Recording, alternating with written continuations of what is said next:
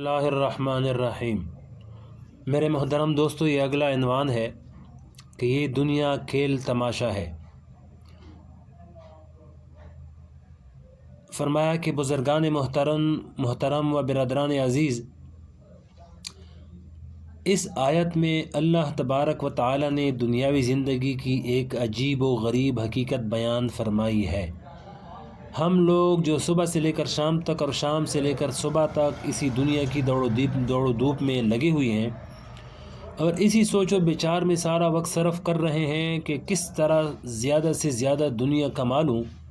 کس طرح زیادہ سے زیادہ پیسے حاصل کر لوں، کس طرح زیادہ سے زیادہ راحت مل جائے۔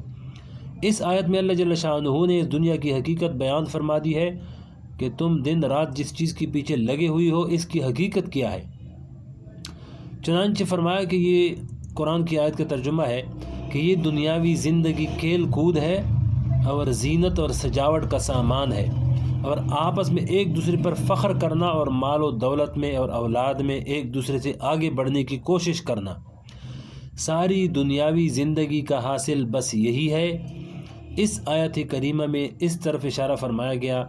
کہ اس دنیاوی زندگی کی حقیقت کا اگر تم جائزہ لے کر دیکھو گے تو یہ نظر آئے گا کہ انسان اس دنیا کی زندگی میں مختلف زمانوں سے گزرتا ہے۔ ایک زمانے میں کسی ایک چیز سے دل لگاتا ہے، وہی چیز اس کو جان سے زیادہ پیاری ہوتی ہے اور اس پر فریفتہ ہوتا ہے، اس کے ملنے سے خوش ہوتا ہے، اور اس کے نکل جانے سے اس کو رنج اور تکلیف اور صدمہ ہوتا ہے۔ لیکن جب وہ اس دور سے گزر کر دوسرے دور میں داخل ہوتا ہے تو اس وقت اسی چیز پر جس سے پہلے دل لگایا تھا ہنستا ہے کہ افسوس میں نے کس چیز پر دل لگایا تھا، اور اس کو حقیر اور ذلیل سمجھنے لگتا ہے اور اب نئی چیزوں سے دل لگاتا ہے۔ پھر جب یہ دوسرا دور گزرتا ہے اور وہ انسان تیسرے دور میں داخل ہوتا ہے تو جن چیزوں سے پہلے دوسرے دور میں دل لگایا تھا ان پر سے اب دل ہٹ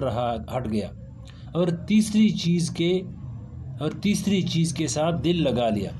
اور اس پر فریفتہ ہونا شروع کر دیا، اور اس وقت وہ پچھلی باتوں کو سوچ کر اپنی بیوقوفی پر ہنستا ہے کہ میں نے کس کے ساتھ دل لگایا تھا۔ آگے فرمایا کہ زندگی کے مختلف مراحل، یعنی اللہ جل شانہ نے اس آیت میں پوری انسانی زندگی کے ان مراحل کو بیان فرمایا ہے۔ اولاً جب انسان اس دنیا میں آتا ہے تو جب تک وہ چھوٹا سا بچہ ہوتا ہے تو اس کی ساری کائنات، سارے شوق، سارے ارمان کھیل کود سے وابستہ ہوتے ہیں، اور پھر کھیل کود کی بھی دو قسمیں ہوتی ہیں۔ ایک کھیل وہ ہوتا ہے جس میں ہار جیت ہوتی ہے، ایک ہار گیا اور دوسرا جیت گیا۔ دوسرا کھیل وہ ہوتا ہے جو بالکل بے مقصد ہوتا ہے، اس میں نہ ہار ہوتی ہے اور نہ جیت ہوتی ہے۔ اور پہلا مرحلہ یعنی بے مقصد کھیل، ابتدا میں جب بچہ ماں کی گود میں ہوتا ہے اس وقت اس کے سارے شوق ایسے کھیل سے وابستہ ہوتے ہیں جس کا کوئی مقصد نہیں ہوتا۔ مثلا اگر اس کے ہاتھ میں آپ نے ایک جھنجھنا پکڑا دیا، اب وہ اسی سے کھیل رہا ہے، اس میں ہار جیت کے کوئی معنی نہیں، اس کھیل کا کوئی مقصد نہیں، اور وہ بچہ اس جھنجھنے کو اپنی ساری کائنات سمجھتا ہے۔ اب اگر کوئی شخص اس بچے کے ہاتھ سے وہ جھنجھنا چھین لے تو وہ بچہ رونا شروع کر دے گا اور وہ یہ سمجھے گا کہ میری ساری دنیا لٹ گئی، اس لیے کہ اس بچے کے سارے شوق اور سارے ارمان اسی جھنجھنے سے وابستہ ہیں۔ پھر دوسرا مرحلہ بامقصد کھیل، یعنی اس کے بعد جب بچہ تھوڑا سا بڑا ہوا اور اس کو تھوڑی سمجھ آنی شروع ہوئی تو اب وہی جھنجھنا جو اس کی ساری کائنات تھی اب وہ اس کی نظروں میں بے حقیقت ہو گیا اور اس سے نفرت ہو گئی، اس کو دیکھنے کو بھی دل نہیں چاہتا۔ اب اگر کوئی شخص بازار سے اس کے لیے ایک جھنجھنا خرید کر لائے اور اس سے کہے کہ میں تیرے لیے جھنجھنا لایا ہوں، تو اب اس بچے کو نہ صرف یہ کہ خوشی نہیں ہوگی بلکہ اس لانے والے پر غصہ آئے گا کہ میں کیا دودھ پیتا بچہ ہوں جو تم میرے لیے جھنجھنا لے آئے۔ اور اب وہی بچہ اپنی اس پہلی زندگی پر ہنسے گا کہ میں کس بے حقیقت چیز سے دل لگائے ہوئے تھا۔ اب اس بچے کی طبیعت ایسے کھیلوں کی طرف راغب ہو گئی جس کے کوئی معنی ہوتے ہیں اور جس میں ہار جیت ہوتی ہے، اور اس میں اس کا دل لگا ہوا ہے، دن رات کے سارے اوقات اسی میں خرچ کر رہا ہے۔ کوئی شخص اس کو کھیل سے منع کرے تو اس کو غصہ آتا ہے کہ یہ کیوں منع کر رہا ہے۔ اس کے بعد جب وہ بچہ اور بڑا ہوا اور جوانی کا دور آ گیا، یہ تیسرا مرحلہ ہے،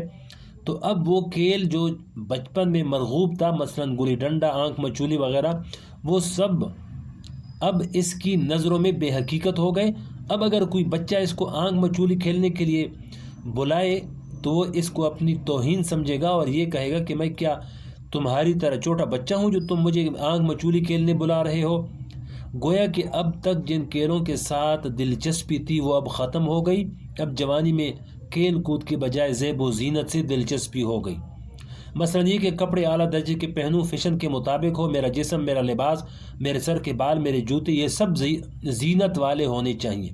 تاکہ جب لوگ میری طرف دیکھیں تو دیکھ کر خوش ہو جائیں۔ اب جوانی کے دور میں زینت سے دلچسپی ہو گئی، لیکن جوانی سے پہلے اس سے کوئی دلچسپی نہیں تھی، بلکہ اس وقت تو یہ حالت تھی کہ اگر کپڑے میلے ہو رہے ہیں تو ہوا کریں، ٹوپی ٹیڑھی ہو رہی ہے تو ہوا کرے، بس اس کو تو اپنے کھیل سے مطلب تھا۔ لیکن اب یہ حال ہے کہ اگر کھیل بھی رہا ہے تو اس کا خیال بھی ساتھ لگا ہوا ہے کہ کپڑے خراب نہ ہو جائیں، کہیں ان کی استری خراب نہ ہو جائے، اور ہر وقت اپنے جسم اور اپنے لباس کو بنانے و سنوارنے میں لگا ہوا ہے۔ یہ جوانی کا دور تھا۔ چوتھا مرحلہ، کیریئر بنانے کی فکر۔ اس کے بعد جب وہ اور بڑا ہو گیا اور اب جوانی ادھیڑ پن میں داخل ہونے لگی اور 35 سال سے 40 سال کی عمر ہو گئی تو اب زینت کا دور ختم ہو گیا۔ اب تک تو یہ خیال ہوتا تھا کہ کپڑوں پر شکن نہ آئے، اب اس طرف دھیان باقی نہیں رہا۔ کپڑوں پر شکن آ جائیں اور اس کی کوریز ٹوٹ جائیں تو اس کی پرواہ نہیں۔ لیکن اس دور میں سرمایہ فخر جمع کرنے کی فکر لگ گئی۔ مثلا یہ کہ تعلیم حاصل کرے، فلاں ڈگری بھی حاصل کر لوں، فلاں سے آگے نکل جاؤں، فلاں عہدہ مل جائے، فلاں منصب حاصل ہو جائے اور لوگوں میں میری شہرت ہو جائے وغیرہ وغیرہ۔ اور ان چیزوں کے تصور میں لگ کر زینت کا خیال دل سے نکل گیا، اس لیے کہ اب اپنے بچی بھی پیدا ہو گئے، کوئی بچہ سر پر چڑھ رہا ہے، کوئی گود میں بیٹھا ہے، کپڑے خراب ہو رہے ہیں، لیکن اس کی طرف کوئی دھیان نہیں ہے۔ اب سارا دھیان اس طرف ہے کہ میرا کیریئر بن جائے۔ اب پانچواں مرحلہ، دولت جمع کرنے کی فکر۔ اور پھر جب جوانی کا دور گزرنے کے بعد بڑھاپے کا دور آیا تو اب زیادہ فکر اس بات کی ہے کہ مال کسی طرح زیادہ جمع ہو جائے اور میں مال اور اولاد کی تعداد میں دوسروں سے آگے نکل جاؤں، اس لیے کہ ایک زمانہ وہ تھا جب لوگ اولاد کی کثرت پر فخر کرتے تھے اور اس فکر میں رہتے تھے کہ جتنی اولاد زیادہ ہو اتنا ہی اچھا ہے۔ اور اب زمانہ بدل گیا، اب کثرت اولاد پر اتنا فخر نہیں کیا جاتا، لیکن اب اس بات پر فخر کیا جاتا ہے کہ میرا فلاں بیٹا امریکہ میں تعلیم حاصل کر رہا ہے، فلاں بیٹا فلاں انگلش میڈیم اسکول میں تعلیم حاصل کر رہا ہے، فلاں بیٹا یہ ملازمت کر رہا ہے اور فلاں بیٹا اس عہدے پر فائز ہے۔ آپ نے دیکھا کہ جب انسان ایک مرحلہ سے دوسرے مرحلہ میں داخل ہوتا ہے تو وہ پچھلے مرحلہ کو بے حقیقت سمجھتا ہے۔ وہی زیب و زینت جو جوانی میں بڑی محبوب تھی، لیکن بڑھاپے میں پہنچنے کے بعد نہ ٹوپی کا خیال ہے نہ کپڑوں کا خیال ہے، بلکہ جب نوجوانوں کو سنگار پٹار میں وقت ضائع کرتے ہوئے دیکھتے ہیں تو کہتے ہیں کہ تم اس میں اپنا وقت ضائع کر رہے ہو، اور یہ بھول جاتے ہیں کہ جوانی کے دور میں خود بھی ان کاموں میں وقت ضائع کر کے آئے ہیں، لیکن اب اس کو برا سمجھ رہے ہیں۔ اب ان کے دل میں اس کام کی کوئی اہمیت نہیں ہے، لہذا ہر نئے مرحلے میں پہنچنے کے بعد انسان پچھلے مرحلے سے بیزار ہو جاتا ہے اور اس پر ہنستا ہے